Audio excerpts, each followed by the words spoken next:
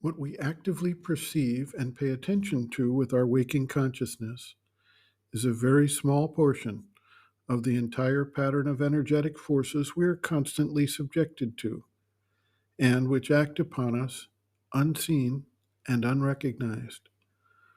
Whether it is physical radiation, vital forces, or mental thought forms, or the spiritual forces of the higher planes of consciousness, there is an energetic impact that impinges upon our being and helps to create and influence the way we respond on the most superficial levels of the external consciousness.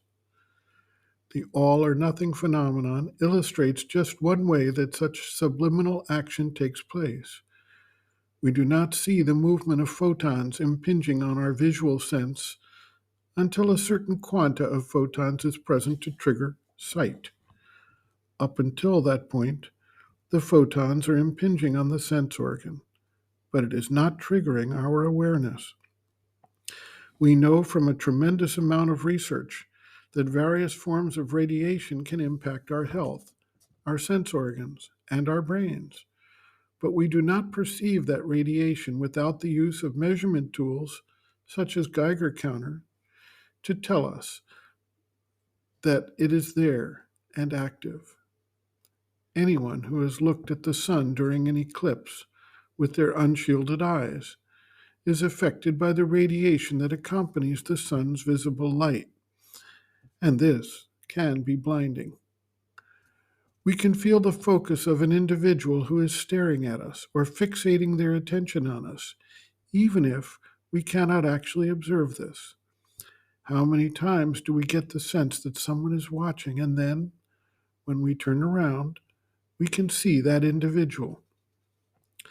Vibrations of all forms of emotional and vital energy, unseen by us, are nevertheless received. Even if we do not acknowledge them with our waking consciousness, they are exerting pressure. Mental thought forms can exercise a similar unseen influence. When we enter a zone where intense study or mental work is taking place, we can actually feel the atmosphere, but its effect impacts us whether we consciously acknowledge it or not. Sri Aurobindo observes, quote, "Our waking state is unaware of its connection with the subliminal being, although it receives from it, but without any knowledge of the place of origin. The inspirations, intuitions, ideas, will suggestions, sense suggestions, urges to action that rise from below or from behind our limited surface existence. Sleep, like trance, opens the gate of the subliminal to us. For in sleep, as in trance, we retire behind the veil of the limited waking personality, and it is behind this veil that the subliminal has its existence. But we receive the records of our sleep experience through dream, and in dream figures, and not in that condition which might be called an inner waking, and which is the most accessible form of the trance state, nor through the supernormal clarities of vision and other more luminous and concrete ways of communication developed by the inner subliminal cognition when it gets into habitual or occasional conscious connection with our waking self. The subliminal, with the subconscious as an annex of itself. For the subconscious is also part of the behind the veil entity, is the seer of inner things and of superphysical experiences. The surface subconscious is only a transcriber.